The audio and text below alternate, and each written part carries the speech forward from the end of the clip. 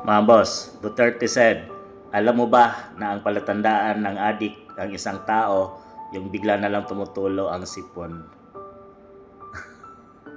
Mga boss, halos lahat ng sinasabi noon ni FPRRD or Tatay Digong tungkol dito kay PBBM ay nagkatotoo mga boss. Una, sinabi niya to matagal na mga boss. Pero ngayon, walang naniniwala talaga dito kay FPRRD noon. Ngayon ay unti-unti na nating napapatunayan na lahat ng sinasabi niya ay totoo laban kay PBBM. Noong una, mga boss, nang matatapos na yung kanyang term, ay sinasabi at na-interview siya na kung bakit ayaw niyang suportahan si BBM noon sa kanyang kandidatura. Nagpahayag siya doon mga boss na sinasabi niya na si BBM or BBM ay mahina at walang lakas mga boss dahil siya ay isang spoiled brat, nag-iisang anak, nag-iisang anak na lalaki, spoiled siya mga boss. So noong una sinabi din niya na gumagamit si PBBM.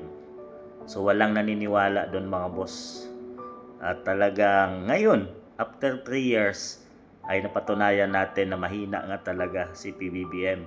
Wala siyang sariling kamay na bakal at bagkos isunod-sunuran siya sa kanyang mga kabinete mga boss.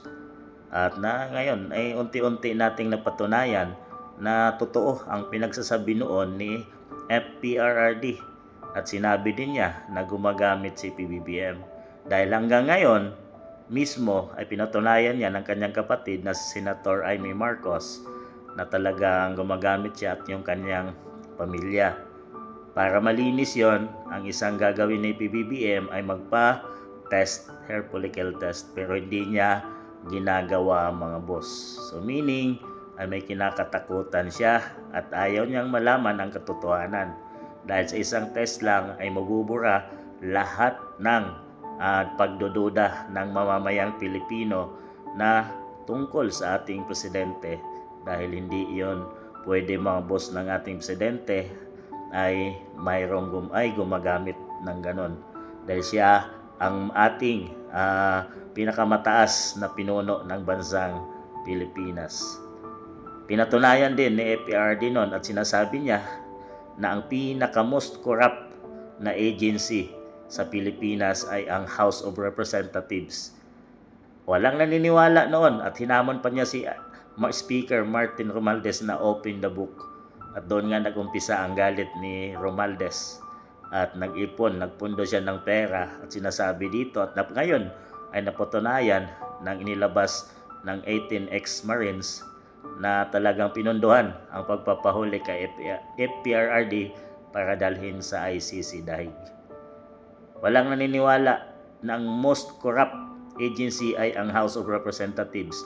Ngayon, napatunayan natin na mali-malitang pera ang pinamahagi at nandyan ang galing ang mga contractors. Kaya andyan ang karamihan sa mga flood control projects. Corrupt, most corrupt. At sinabi nga noon ni FPRRD ng isang congressman, papasok na nakatsinelas, paglabas niyan ay naka Mercedes-Benz na at naka Rolex na. Mayroon ng magagarang bahay. Totoo, mga boss. Dahil sa dami ng bahay sa Forbes Park at mga eroplano, mga helicopter ni Speaker Martin Romualdez at ni Saldico. Siguro mga ilan pa ang congressman dyan mga boss. Ngayon, at sinabi din noon ni FPRRD na ang palatandaan ng isang adik ang isang tao ay yung bila na lang tumutulo ang sipon. Eto, nakita na naman natin kay PBBM. So lahat ng mga sinasabi na ni FPRRD noon mga boss ay nagkatotoo na lahat tungkol kay PBBM ngayon. So kayong humusga mga boss kung naniniwala pa rin kayo or hindi kay FPRRD.